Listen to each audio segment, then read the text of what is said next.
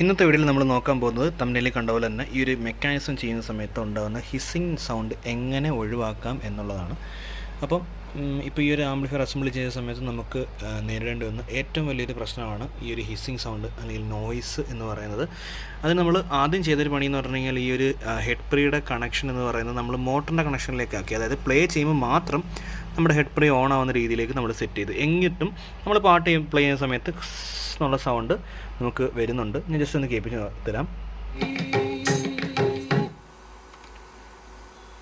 അപ്പോൾ ഈ ഒരു നോയ്സ് ഒഴിവാക്കാൻ വേണ്ടിയിട്ടാണ് നമ്മളിപ്പം ഈ ഒരു ചെറിയൊരു പരിപാടി നമ്മൾ ഒരു ടെക്നീഷ്യനോട് ചോദിച്ചപ്പോൾ പുള്ളി പറഞ്ഞു തന്നൊരു പരിപാടിയാണ്. അപ്പോൾ ഇത് ഹൈ ഫ്രീക്വൻസി ഒരുപാട് കയറി വരുന്നത് കൊണ്ടാണ് അങ്ങനെ ഒരു നോയ്സ്, ഹിസ്സിങ് നോയ്സ് അല്ലെങ്കിൽ ട്രബിൾ കൂടി വരുന്നതുകൊണ്ടാണ് അങ്ങനെ ഒരു പ്രശ്നം കാണിക്കുന്നത്. ശരിയാണെന്ന് തോന്നുന്നു, കാരണം നമ്മൾ ട്രബിൾ കുറച്ചിടുമ്പോൾ ആ ഒരു നോയ്സ് നമുക്ക് കുറയുന്നതായിട്ട് കാണാൻ പറ്റുന്നുണ്ട്. അപ്പോൾ നിങ്ങൾക്ക് ഈ ഒരു നോയ്സ് കേൾക്കാൻ പറ്റുന്നുണ്ട്. അപ്പോൾ ഞാൻ ഈ ഒരു ഹെഡ് പ്രീ തിരിച്ച് ജസ്റ്റ് വെച്ചിട്ടുണ്ട്. നമ്മുടെ ചാനൽ നോക്കുകയാണെങ്കിൽ ഇതാണ് നമ്മുടെ ചാനൽ.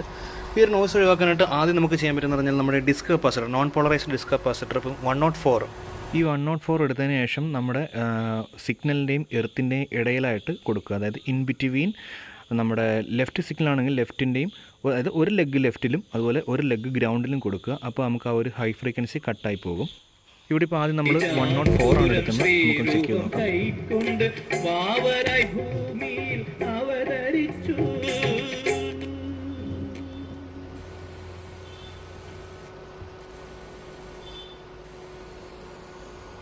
ഇപ്പോൾ നമ്മുടെ നോയ്സ് കട്ടായി പോകുന്നതായിട്ട് നമുക്ക് കാണാൻ പറ്റുന്നുണ്ട്. അതുപോലെ നമ്മൾ ജസ്റ്റ് ചെക്ക് ചെയ്യുക. 102, 104 ഇതിൽ തന്നെ പല കപ്പാസിറ്റൻസ് വാല്യൂസാണ് വരുന്നത്. അതെല്ലാം ഇട്ട് നമ്മൾ ചെക്ക് ചെയ്യുക. എവിടെയാണോ അത്യാവശ്യം നല്ല രീതിയിൽ തന്നെ നോയ്സ് കട്ടാവുന്നത് അവിടെ ആ ഒരു കപ്പാസിറ്റർ 2 ചാനലിലും കൊടുക്കുക. അല്ലെങ്കിൽ 2 ചാനലിലും ആ നോയ്സ് കട്ടാവുകയുള്ളൂ.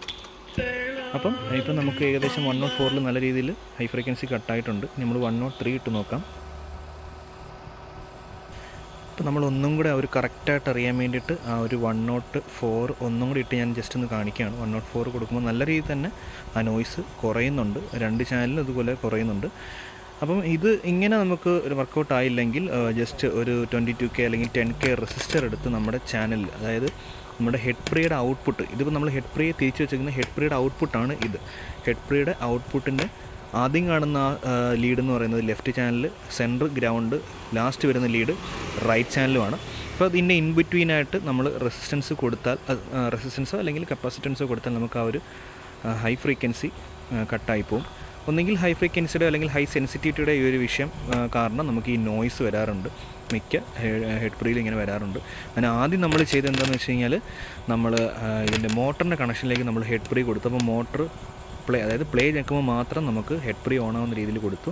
പിന്നീട് നമുക്ക് ആ നോയ്സ് വന്നപ്പോഴാണ് നമ്മൾ ഈ ഒരു പരിപാടി നോക്കുക. അപ്പം നിങ്ങളൊരു കാസറ്റ് ഡെക്ക് അസംബിൾ ചെയ്യുകയാണ് അല്ലെങ്കിൽ റിപ്പയർ ചെയ്യുകയാണെങ്കിൽ ഈ ഒരു ടെക്നിക്ക് നോക്കിക്കഴിഞ്ഞാൽ ഈസി ആയിട്ട് നമുക്ക് നോയ്സ് ഒഴിവാക്കാൻ പറ്റും. ഇത് എല്ലാവർക്കും അറിയാവുന്ന ടെക്നിക്കാണ്, പണ്ട് തൊട്ടേ ഈ ഒരു അസംബ്ലി ചെയ്യുന്നവർക്ക് അറിയാവുന്ന ടെക്നിക്കാണ്. പക്ഷേ ഇപ്പം കുറേ ആൾക്കാർ റീസ്റ്റോറേഷൻ ചെയ്യുന്നതുകൊണ്ട് ഒരുപാട് പേരെന്നൊക്കെ ചോദിച്ചിട്ടുണ്ട് ഇതുപോലെ ഇതിൻ്റെ നോയ്സും കാര്യങ്ങളും എങ്ങനെ കുറയ്ക്കാമെന്നുള്ളത്.